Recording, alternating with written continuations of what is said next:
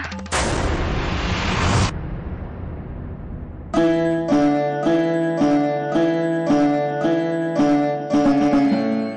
आता हा कसला अपशकुन? अपशकुन कसला? चुकून घडलेली घटना आहे. साहेब, तो करंडच पाण्यात सोडून द्या. राहू दे. नियतीला जे मान्य नाही ते आपण का करायचं? चला.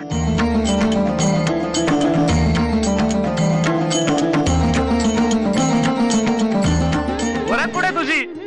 कसली वर आता? आता कुंकू भरल्यावर मग नवरा पाहिजे ना.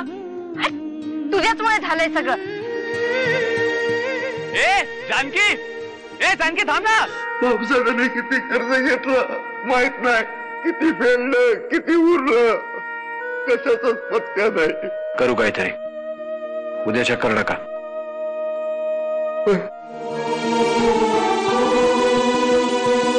अगं हे कपाळ कसं लाल झालं तुझं? घाटावर पळता पळता एकानं धडकले ना. कोण होता त्यो?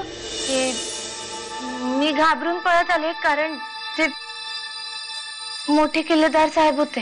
काय? कोण होते? नरसिंहराव साहेब. अरे देवा, आता कसं होणार?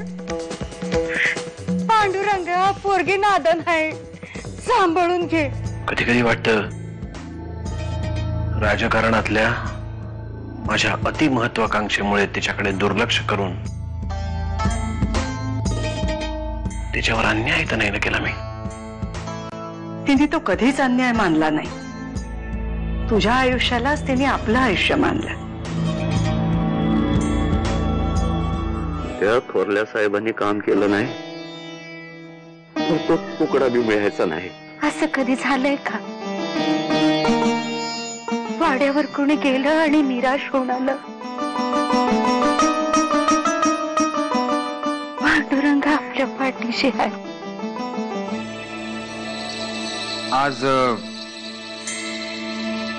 आज रात्री भवानी माईकडे जावं लागतंय.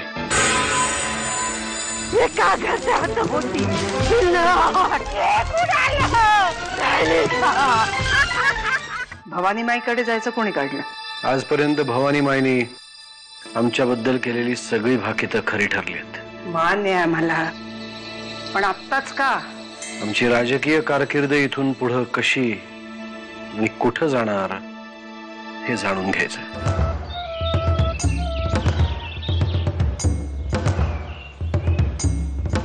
राग्या, यंदा जत्रेला धमाल येणार. धाकटे मालक, शाळा मास्तरीने म्हणलं नाही, होमवर्क न करता जर का गेला तर उगाच छड्या बसायच्या.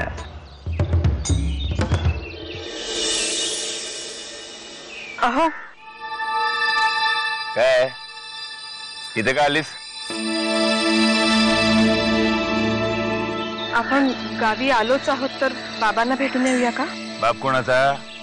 तुझा का माझा? तुझा. मग तू भेट.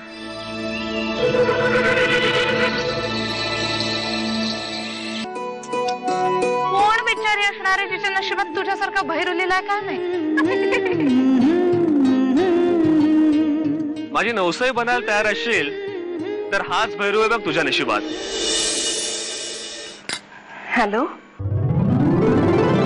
हॅलो, अमृता बोलतेय. अमृता, बोल ग. कधी येतेस इथे? खरं तर जत्रेच्या आतच येणार होते, पण आता शक्यच नाहीये. का ग?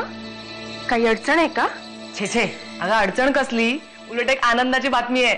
मुंबई विद्यापीठाच्या बास्केटबॉल टीम मध्ये माझं सिलेक्शन झालंय आणि ते सुद्धा सेंटर प्लेसला.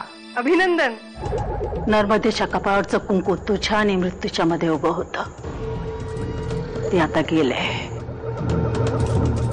आता तुझ्या नशिबात खुर्चीवर बसणं नाही तर तिरडीवर झोपणं लिहिलेलं आहे.